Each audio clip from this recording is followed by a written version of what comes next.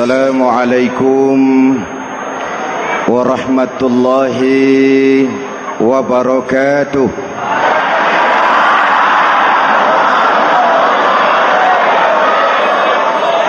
Alhamdulillahi rabbil alamin. Wassalatu wassalamu ala asyrafil mursalin Sayyidina wa maulana Muhammadin wa ala alihi wa sahbihi ajma'in, amma ba'du.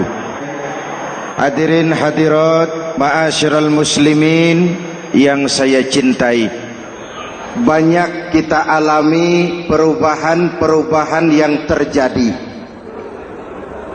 baik perubahan yang menyangkut sosial budaya, lebih-lebih yang menyangkut sosial politik. Yang tidak banyak mengalami perubahan adalah sosial ekonomi. Perubahan-perubahan yang terjadi menyadarkan kita kepada kebenaran Al-Quran ketika Allah menyatakan wa tilkal ayyamu nudawiluha bainan nas.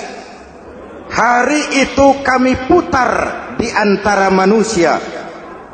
Ada saat datang, ada waktu pergi, ada hari lahir, ada saat kembali, ada waktu dilantik, ada saat menyerahkan jabatan.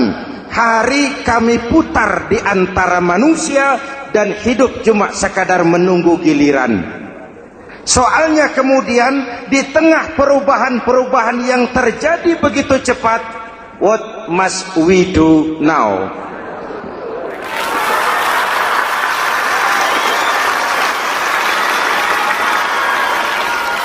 Saya juga nggak ngerti itu. Yang penting kan penampilan. Saudara-saudara kaum muslimin di seluruh tanah air, jadi pemimpin adalah pelayan bagi orang yang dipimpinnya.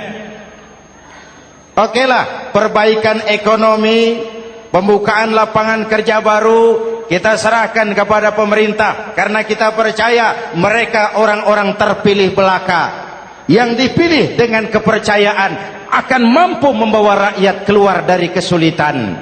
Amin. Tugas kita sekarang di zaman susah meluruskan akidah.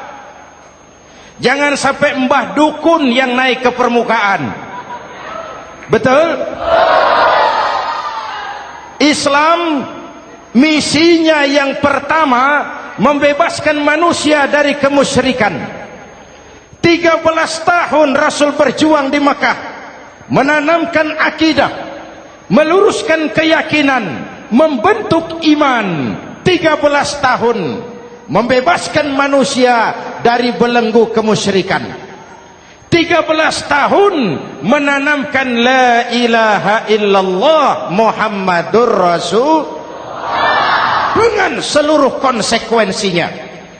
Kalau saya yakin tidak ada Tuhan selain Allah, saya tidak akan minta tolong kecuali hanya kepada Allah. Saya tidak akan pernah takut kecuali hanya kepada Allah. Saya tidak akan menggantungkan hidup kecuali hanya kepada Allah. Saya tidak akan minta rizki kecuali hanya kepada Allah. Saya tidak akan melarikan persoalan kecuali hanya kepada Allah. Kalau konsekuen dengan keyakinan ini, mbah dukun nggak dapat tempat.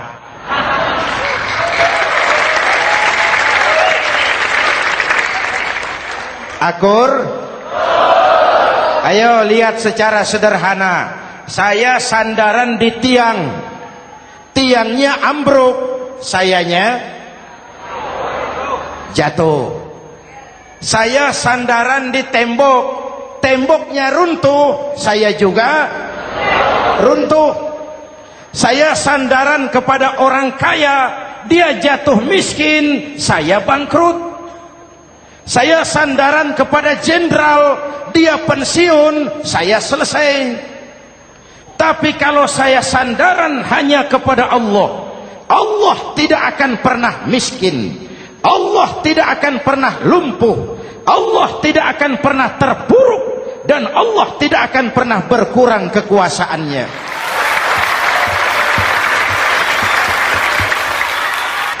Maka umat Islam, sesulit apapun zaman yang kita hadapi, Allah juga tempat kita bersandar.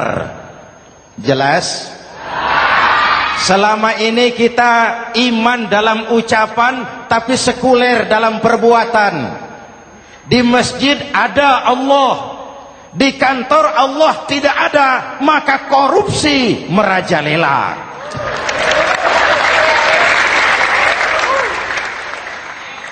Di masjid ada Allah, di pasar Allah tidak ada, maka timbangan tetap curang.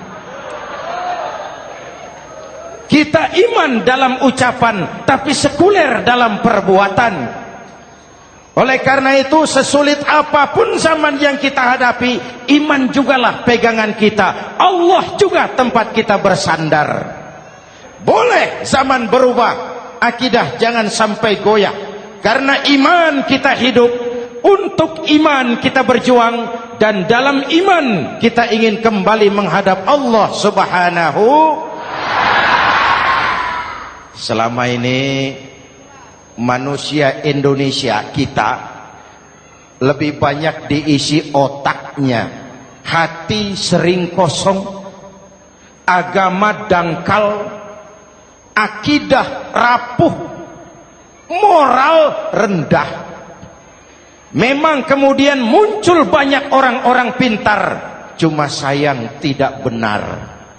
Indonesia kita bangkrut, Indonesia kita terpuruk, Indonesia kita sakit parah kalau diurus orang yang cuma pintar tapi tidak benar. Kita perlu orang-orang pintar, tapi kita lebih perlu orang benar. Jelas? Kalau cuma pintar tapi tidak benar, itu yang sering saya sampaikan, nanti disuruh ngurus beras malah nimbun beras.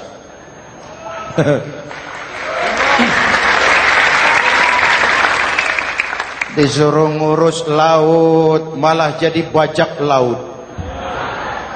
Disuruh ngurus hutan rame-rame jadi orang hutan.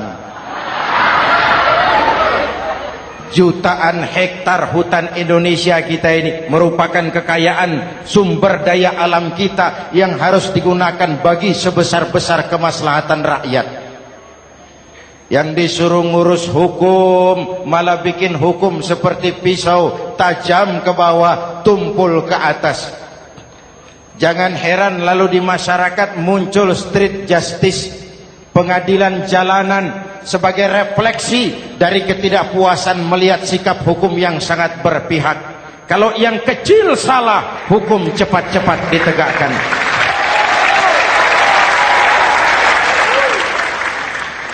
Lihat saja sekarang ini, kalau orang terkenal banyak uang punya masalah, antri yang bela.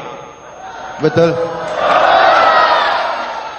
Tapi saudara lihat si Marsinah di Jawa Timur, si Sengkon dan Karta di Jawa Barat, si Udin Bernas wartawan Jogja terseok-seok mencari keadilan, sampai hari ini urusannya masih remeng-remeng. Kenapa bisa begitu? Jawabannya sederhana, tidak ada fulus. Ada fulus mulus, tidak ada fulus manfus.